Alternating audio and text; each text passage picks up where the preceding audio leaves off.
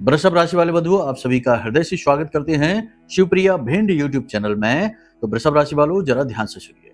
सबसे पहले महामाई के सभी प्रिय भक्तों को शारदीय नवरात्रि की हृदय से शुभकामनाएं। महामाई आप सभी के जीवन में सुखों की और इच्छा और मनोकामना पूर्ति की झड़ी लगाएं और आपके शत्रुओं का शमन करके, नाश करके आपके जीवन में सुख और शांति लेकर आए, ऐसी हम महामाई से कामना करते हैं। अब आज का यह कार्यक्रम बंधुओं बेहद खास है, बहुत ही महत्वपूर्ण है, क्योंकि यह एक ऐसा कार्यक्रम है जो आपको स्टेप बाय स्टेप गाइड करेगा पूरी नवरात्रि के विषय में।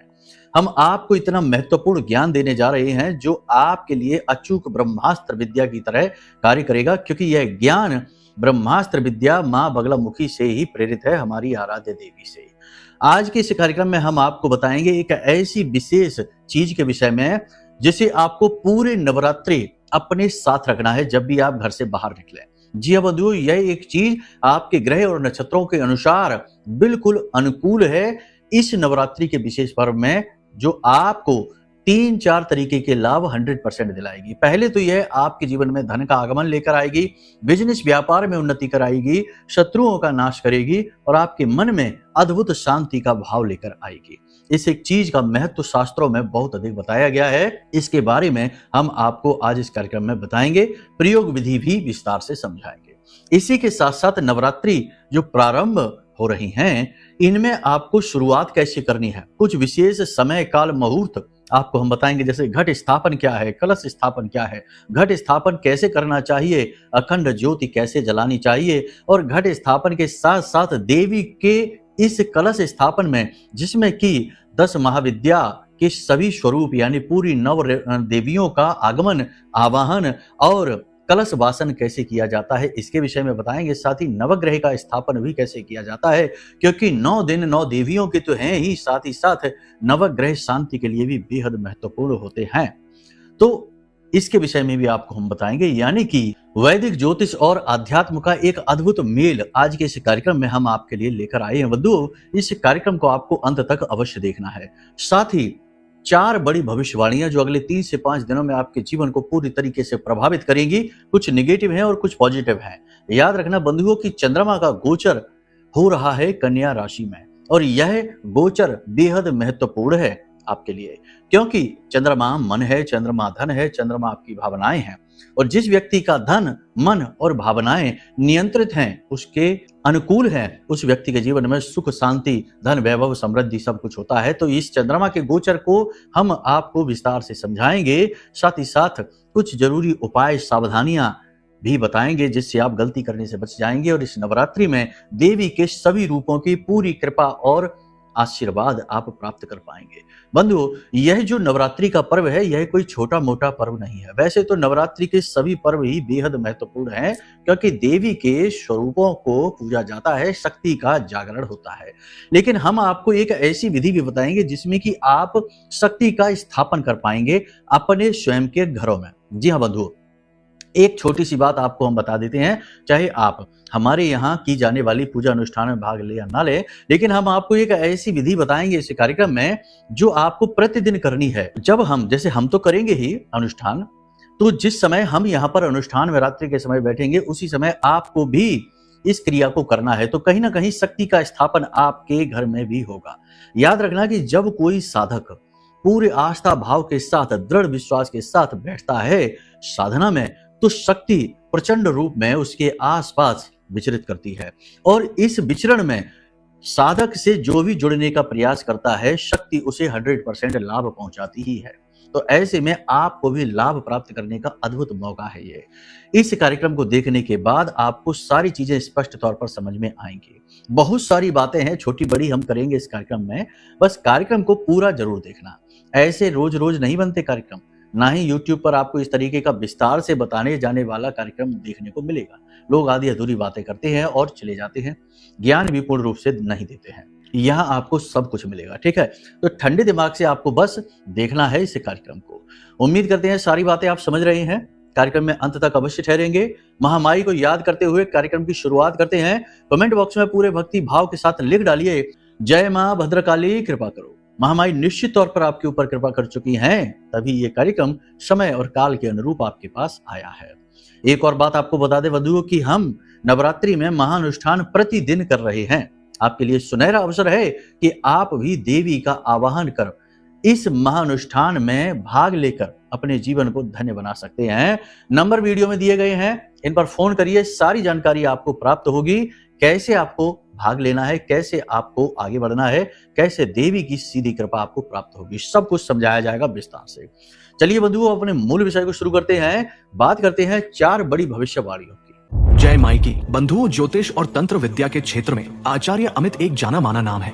पूज्य गुरुदेव के साधनाओं और ज्योतिष विद्या के अनुभव बेहद दिव्य है। जी हाँ, पूज्य गुरुदेव ने जिसकी भी कुंडली का विश्लेषण किया और कुंडली के अनुसार उसे सटीक उपाय व महामाई माँ बगलामुखी की विशेष कृपा दी, उसके जीवन में सकारात्मक बदलाव तो आ ही है। फिर चाहे समस्या कितनी ही कठिन क्यों ना हो, समाधान तो अवश्य हुआ है। अब ऐसे में यदि आप भी अपने जीवन की किसी बड़ी समस्या से जूझ रहे हैं, जैसे कि कर्जा बढ़ता ही जा रहा है, काम धंधा और व्यापार सब रुक चुका है, रिश्ते नातों में तनाव हद से ज्यादा बढ़ गया है, पूरा जीवन ही नकारात्मकताओं से भर गया है, तो ऐसे में यही सही समय है जब आप श्रेष्ठ गुरु से मार्गदर्शन प्राप्त करें और जीवन के अंधकार को समाप्त कर दिव्य प्रकाश की ओर कदम बढ़ाएं। वीडियो में दिए गए नंबरों पर तुरंत संपर्क करिए और अपनी कुंडली का विश्लेषण व समाधान पूज्य गुरुदेव के द्वारा करवा लीजिए। देर ना करें, आपके देवी देवताओं के आशीर्वाद से ये मौका खुद चलकर आपके पास आया है, इसे गंवाना नहीं है।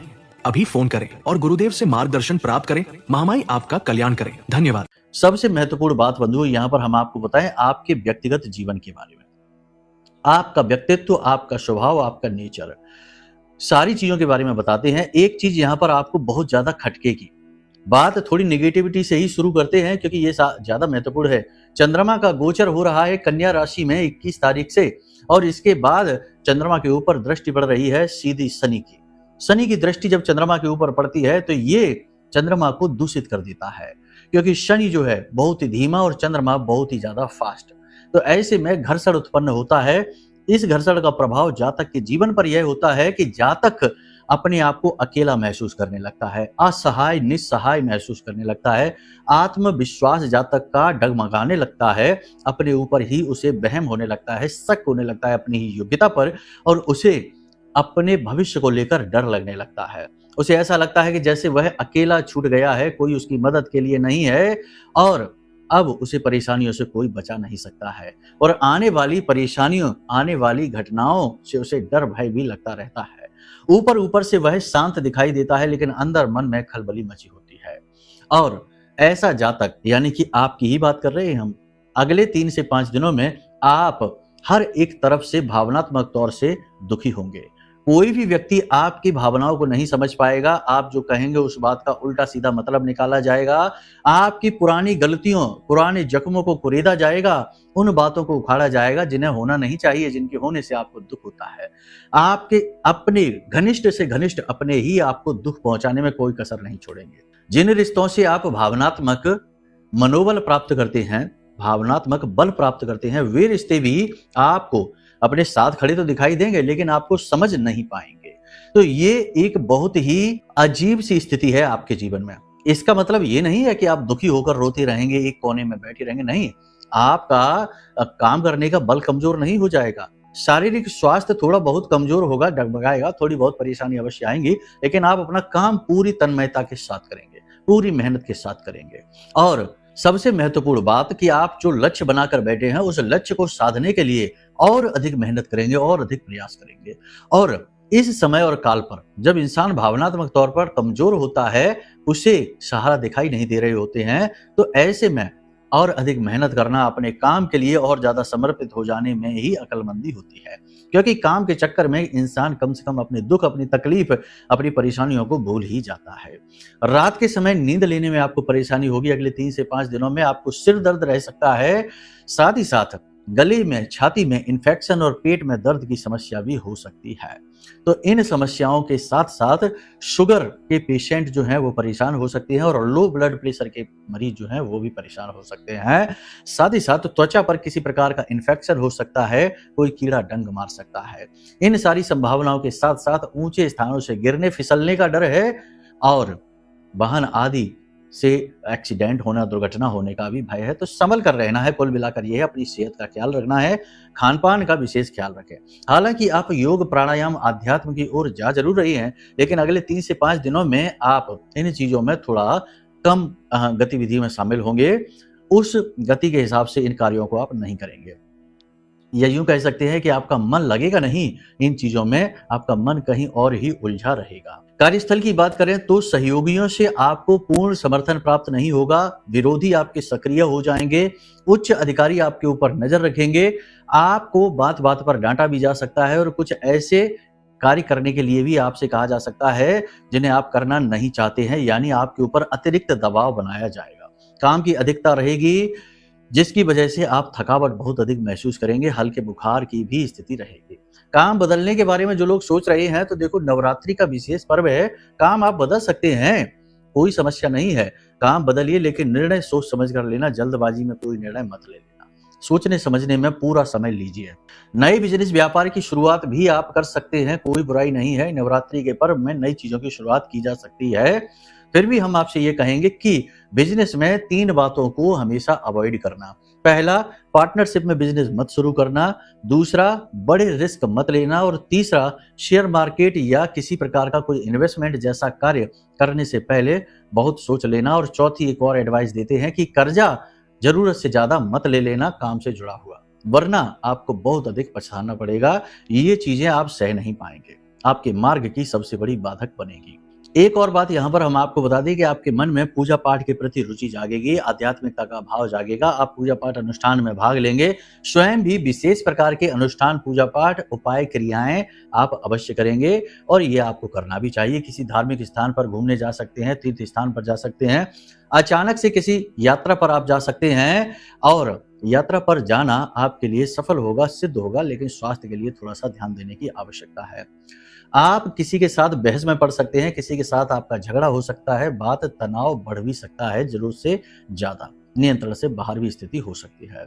तो अपनी बातों पर, अपने बोलचाल के लहजे पर आपको ध्यान देने की आवश्यकता है। लोगों से जरूरत से ज्यादा उम्मीदें ना करें, किसी की भी गारंटी ना लें। कोई भी डॉक्यूमेंट, पेपर साइन करने से पहले थोड़ा सा अलर्ट हो जाएं, क्योंकि कोई एक गलती आप करने जा रहे हैं जिसकी कीमत आपको लंबे समय तक चुकानी पड़ेगी। ये सारी भविष्यवाणियां हमने आपको समझा दी हैं, इनके अनुसार अपने जीवन को प्लान करिए। हो सकता है कि इनमें से बहुत सारी भविष्यवाणियां आपसे मिले और बहुत सारी ना भी मिले, क्योंकि ये आपकी राशि का आकलन है, आपकी कुंडली का नहीं। अब आपको यदि अपने खुद के विशेष जानकारी चाहिए, खुद के बारे में विशेष तौर पर जानना है कि आपके जीवन में जो चीजें चल रही हैं उसका कारण क्या है। मान लो कि कर्जा है तो इसका कारण क्या है, विवाह में देरी हो रही है या विवाह में क्लेश है तो इसका कारण क्या है, या बिजनेस में लगातार लॉस हो रहा है, ऐसा लगता है जैसे आप एक जगह पर बंधे हुए हैं, आपको किसी अदृश्य शक्ति ने रोक रखा है, तो इसका कारण क्या है। हो सकता है कि कोई पितृ दोष हो सकता है कि किसी प्रकार की नकारात्मक ग्रह योग युति बनी बैठी हो, लग्न दोष हो, दसम भाव, द्वितीय भाव, 11वां भाव, 9वां भाव, ये बहुत महत्वपूर्ण होते हैं, ये उपलब्धियों के भाव हैं। इन भाव में यदि खराब ग्रह बैठ जाते हैं, पाप ग्रह की दृष्टि पड़ती है, योग युतियां बनती हैं, तो जातक का जीवन ही खराब हो जाता है, नष्ट भ्रष्ट हो जाता है। तो ऐसे में आपका दायित्व है कि आप अपनी कुंडली सबसे पहले दिखाएं। कुंडली दिखाने के कई लाभ हैं। पहला तो ये कि समझ में आ जाता है कि रोग कहाँ लगा हुआ है, कारण क्या है। दूसरा यह है कि सटीक उपाय मिल जाते हैं जिससे परेशानियां कमजोर पड़ने लगती हैं। और तीसरा लाभ यह है कि मार्गदर्शन प्राप्त होता है कि आगे क्या करना है, क्या नहीं करना है, यानी भविष्य के बारे में भी स्पष्ट निर्देश मिलने लगते हैं। और चौथा फायदा यह है कि मनोबल ऊंचा हो जाता है, क्योंकि जब पता लग जाता है कि ये रोग है, इसका ये समाधान है, तो सीधी सी बात है मनोबल तो बढ़ेगा ही। एक और अतिरिक्त फायदा है कुंडली दिखाने का। देखो बंधु, हम आपको बता दें कि ऐसा होता है, शास्त्रों में भी ऐसा कहा जाता है कि आपके जीवन में, आपकी कुंडली में जो दोष लगा हुआ है, जब तक आपको उसके बारे में पता नहीं है तभी तक वो आपकी बाधक बनने का कार्य करेगा। जैसे ही आपको उसके बारे में पता लग जाता है, उस दोष की शक्ति आधी रह जाती है, और जैसे ही आप उपाय करते हैं वो दोष समाप्त हो जाता है। यानी जैसे ही हम आपको बताएंगे कि आपके ऊपर ये दोष लगा हुआ है, आपकी कुंडली का दोष की शक्ति आधी रह जाएगी, यानी दूसरे ही दिन से आप जीवन में पॉजिटिव रिजल्ट महसूस करेंगे बिना किसी उपाय के। साथ ही साथ महामाई माँ बगलामुखी की कृपा तो है ही आपके साथ, वो तो आपको प्राप्ति होगी। ये सारी बातें आपने समझ ली हैं। अब बात करते हैं कि नवरात्रि में आपको क्या करना है, क्या नहीं करना है। सबसे पहला कार्य, देवी के 9 दिन, इस बार की नवरात्रि 10 दिन की है, सोमवार के दिन प्रारंभ हो रही है। रविवार सोमवार की, देखो देवी भागवत में स्पष्ट कहा गया है कि रविवार और सोमवार के दिन जब देवी आती हैं तो हाथी पर सवार होकर, यानी उनकी सवारी हाथी होती है, और जब हाथी उनकी सवारी होती है तो यह बहुत ही शुभ देवी का आगमन माना जाता है। तो कह सकते हैं कि ये नवरात्रि आपके जीवन में परिवर्तन लेकर आएगी 100%। अब ऐसे में आपको क्या करना है? देखो कुछ चीजें हैं, हो सके यदि आप भक्त हैं भगवान के और नियम संयम का पालन कर सकते हैं तो अखंड ज्योति अवश्य जलाएं पूरे 9 दिनों तक। 9 दिनों तक व्रत अवश्य रहें, और अगर व्रत नहीं रह सकते तो कम से कम एक समय भोजन ग्रहण करने का नियम बना लें।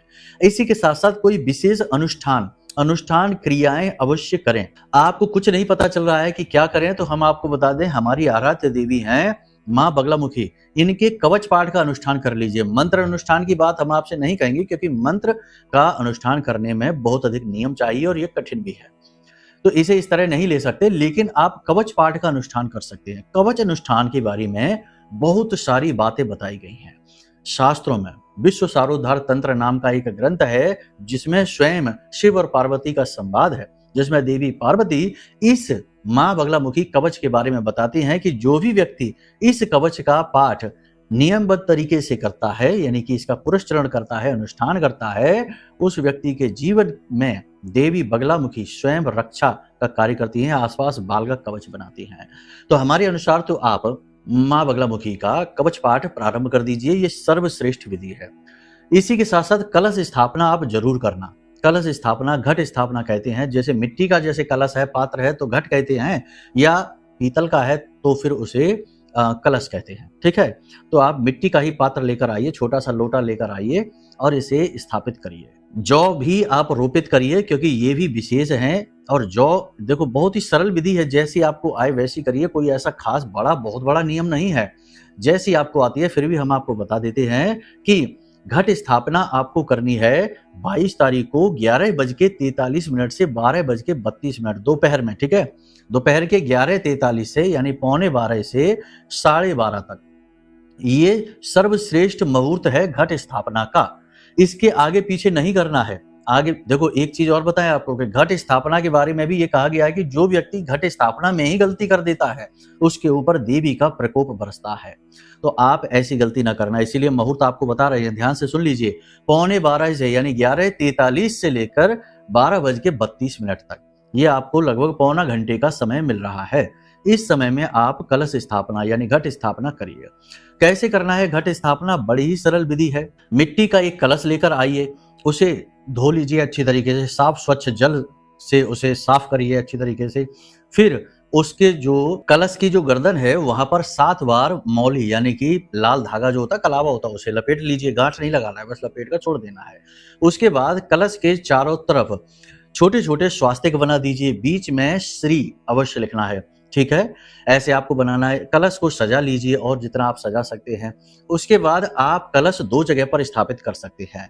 या तो आप आटे से एक चौक बनाएं, 10 पंखुड़ी वाला कमल बनाएं और उसके ऊपर स्थापित करें, या फिर आप एक पात्र मिट्टी का ले लें और उसमें थोड़ी सी कच्ची मिट्टी डालकर और उसमें थोड़े से जौ बो दें और उन्हीं जौ के बीच में इस कलश को स्थापित करें। 7 आम के पत्ते आपको चाहिए जो उस कलश के मुख पर रखेंगे, और एक नारियल पानी वाला, जटा वाला पानी वाला नारियल आपको चाहिए। इस नारियल का भी आपको पूजन करना है, शुद्ध जल छिड़ककर, गंगा जल छिड़ककर पूजन करना है। आसपास इसके भी 7 बार कलावा लपेटना है। फिर एक लाल या पीले रंग की चुनरी लपेटनी है और इस नारियल में भी आपको तिलक टीका करना है, लाल चंदन से या फिर सिंदूर से। और इसे आप जिस तरफ आप मुख कर आप बैठते हैं पूजा में, देवी के सामने बैठते हैं आप पूजा में, आपकी तरफ मुख करके इस नारियल को रख देना है। ठीक है, ये नारियल स्थापन हो गया। अब जल जो आप भरेंगे उस कलश में, इसे कैसे भरेंगे?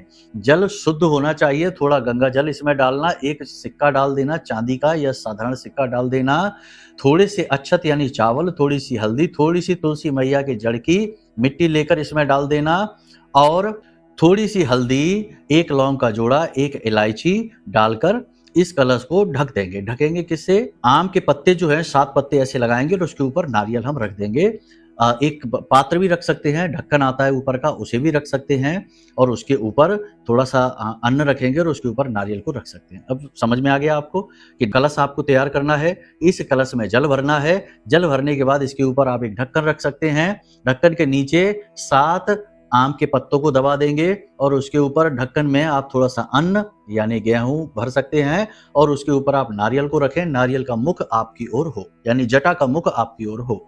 इस प्रकार से कलश स्थापन आप करें। हो सके तो अखंड ज्योति अवश्य जलाएं, नहीं जला सकते हैं तो कम से कम शाम के समय यानी रात्रि के समय 9 बजे के आसपास बैठकर विशेष पूजा पाठ अनुष्ठान अवश्य करें। कौन सा अनुष्ठान करेंगे? तो अनुष्ठान के लिए हमने आपको बता दिया कि वैसे तो आप कुछ भी कर सकते हैं, दुर्गा सप्तशती कर सकते हैं, मंत्रोच्चारण कोई भी ना करें, बिना गुरु के मार्गदर्शन के मंत्रोच्चारण करना ठीक नहीं रहेगा, तो कोई भी मंत्रोच्चारण ना करें। बहुत से लोग नवाड़ मंत्र करने लगते हैं, ऐसे नहीं करना। आपको कोई कवच पाठ कर सकते, दुर्गा सप्तशती का पाठ कर सकते हैं, दुर्गा चालीसा का पाठ कर सकते हैं, लगातार 11 पाठ का अनुष्ठान 11 चालीसा पाठ का अनुष्ठान कर सकते हैं, या फिर आप चाहें तो माँ बगलामुखी का विशेष कवच पाठ कर सकते हैं। ये अनुष्ठान आपको कैसे करना होगा? प्रथम दिवस गाय के घी का दीपक जलाकर बैठना है, हाथ में जल और थोड़े चावल और एक पुष्प, पीले रंग का पुष्प लेकर एक संकल्प लेना है कि 9 दिनों तक आप प्रतिदिन 7 कवच पाठ का संकल्प लेते हैं। अपना नाम, अपना कुल गोत्र बताकर ऐसे बैठना। प्रतिदिन 9 बजे के आसपास बैठना, क्योंकि 9 बजे ही हम यहाँ धाम पर अनुष्ठान करने के लिए बैठेंगे। तो जब आप वहां करेंगे अनुष्ठान और यहाँ हम करेंगे अनुष्ठान, तो ये हमारी और आपकी ऊर्जाओं का सम्मिश्रण होगा, ठीक है? क्योंकि हम आपको इसके लिए प्रेरित कर रहे हैं, तो इस नाते हम आपके गुरु हो जाते हैं। और गुरु और शिष्य जब साथ अनुष्ठान करते हैं तो चाहे दुनिया के किसी भी कोने में हो, देवी दोनों के लिए समान फलदायी हो जाती हैं, ठीक है? तो आप ऐसे कर सकते हैं। फिर लगातार 7 कवच पाठ करेंगे, उसके बाद आप चालीसा करेंगे। शुरुआत आरती से करेंगे, आरती, कवच पाठ, चालीसा, ठीक है? इस प्रकार आपका अनुष्ठान समाप्त होगा। प्रतिदिन आप इस अनुष्ठान को करते रहिए और अंतिम दिन आप इस अनुष्ठान को पूर्ण करने के बाद ओम बगला देव्यै नमः इस मंत्र से 108 आहुति का हवन करके और कन्याओं को भोज करा देना। लो, हो गया, बहुत ही सरल है। और ये जो आपने जल है, ये कलश है, ये सारी चीजों को जल विसर्जित कर देना। ये देवी का स्थापन है, ठीक है? आवाहन है और देवी का निवास है उसमें, तो ये उनका आप विसर्जन कर देंगे। इस प्रकार से नवरात्रि का विशेष अनुष्ठान आप करेंगे, आपको बहुत ज्यादा फलित हो जाएगा। कवच पाठ का अत्यधिक महत्व है। अब आपको बताते हैं इस एक चीज के विषय में, क्योंकि कार्यक्रम वहीं से हमने शुरू किया था। तो देखो, सबसे बड़ी बात है कि आज आप इस कार्यक्रम को देख रहे हैं, कल ही यानी कि दिन के समय आप जाइए बाजार में और एक हल्दी की गांठ लेकर आइए, क्योंकि हल्दी जो है ना, हरिद्र कहते हैं इसको। हरिद्र माँ बगलामुखी को अत्यंत प्रिय है। हम तो आपको जो बताएंगे वो देवी से जुड़ा हुआ ही बताएंगे, क्योंकि वो हमारी माँ है, हमारी आराध्य हैं, हम तो उनके चरणों में रहते हैं, तो उनसे ही जुड़ी चीज बताएंगे। तो एक हरिद्र की गांठ लेकर आइए, ठीक है ना? हल्दी की गांठ एक साबुत होनी चाहिए, टूटी फूटी ना हो, देख कर लाना अच्छी तरह से, गोल हो, एक जैसे आकार की हो। हल्दी की इस गांठ को लेकर आना है, पीले रंग का कोरा कपड़ा लेना है, पीले रंग का धागा लेना है और इस हल्दी की गांठ के आसपास पीले रंग के कपड़े को लपेटना है और पीले रंग के इस धागे को भी लपेट देना है। इसके ऊपर आप हल्दी और चावल से तिलक करके और इसे माई के चरणों में रख दीजिए। रात के समय जब आप अनुष्ठान करें तो इस हल्दी की गांठ को वहीं रखा छोड़ दीजिए। दिन के समय इसे अपने पास, अपनी जेब में, अपने पर्स में, चमड़े का पर्स ना हो ये याद रखना, अपनी जेब में, अपने पर्स में रखकर काम पर निकल जाइए। आपकी कोई नजरें नहीं मिला सकता, शत्रु आपके सामने खड़ा नहीं रह सकता है और आपके हर फैसले में देवी आपका साथ देंगी, सफलता आपके कदम चूमेगी। अत्यंत महत्वपूर्ण प्रयोग है, इसे आप कर लेना। अनुष्ठान रात्रि में अवश्य करना, क्योंकि ये कमाई के दिन होते हैं। देखो, पैसा धन दौलत कमाओगे यहीं के यहीं रह जाएगा, कोई नहीं पूछने वाला, लेकिन ये जो अनुष्ठानिक कर्म से आप जो अपना आध्यात्मिक बल बढ़ाओगे, यही आपके साथ जाएगा और जन्म जन्मांतर तक आपके साथ रहेगा, ठीक है? यही असली कमाई है, तो इसे कर जरूर लेना। बाकी दुनियादारी की फिजूल की बातें तो 50 तरीके की होती हैं, उनमें तो उलझे उलझे ही प्राण निकल जाते हैं और पता नहीं चलता। तो कहने का मतलब ये है कि ये जो विशेष समय और काल हैं, और यहाँ तक आप कार्यक्रम अगर देख रहे हैं तो इसका लाभ अवश्य लीजिए। ऐसे में एक और महत्वपूर्ण आपको बात बता दें हम कि ये जो महारक्षा कवच है, देवी के जागृत मंत्रों से हमने अभिमंत्रित किया है। इस महारक्षा कवच को भी आप ऑर्डर कर सकते हैं, मंगवा सकते हैं। ये आपके जीवन के लिए ही बना है, हर पल आपकी रक्षा करेगा और आजीवन की सुरक्षा आपको देगा। जिसने भी इस कवच को मंगाया है उसके जीवन में उसका उद्धार निश्चित तौर पर हुआ है। तो इस नवरात्रि के विशेष पर्व में इस कवच को मंगाना बिल्कुल ना भूलें। ये चीजें हम आपको दे रहे हैं उपहार के स्वरूप में, बहुत ही अल्प, बहुत ही छोटी सी दक्षिणा के तौर पर, और ये आपके लिए प्रोत्साहन है, आवाहन है। ये चीजें बेचने की कोशिश नहीं है। यदि बेचाबाजी के विचार मन में आ रहे हैं कि बेच रहे हैं गुरुजी, ये है वो है, तो बिल्कुल भी ऑर्डर न करना, फिर आप पे काम नहीं करेगी ये चीजें, क्योंकि ये चीजें भाव से जुड़ी हुई हैं। ये समझिए कि गुरु के द्वारा आपको दी जा रही हैं, यानी गुरुमुखी जो चीजें होती हैं वो बड़ी सिद्ध होती हैं। इस पे भी यदि आपके मन में कुतर्क आ जाते हैं, उल्टे सीधे विचार आ जाते हैं, तो भाव तो समाप्त हो गया, तो फिर आवश्यकता ही नहीं है खरीदने की, काम भी नहीं करेंगे। ठीक है, तो अपने भाव को दृढ़ करके, मन को पक्का करके देवी की शरण में आ जाइए, क्योंकि उद्धार देवी ही करेंगी, बाकी सब कुछ मिथ्या है।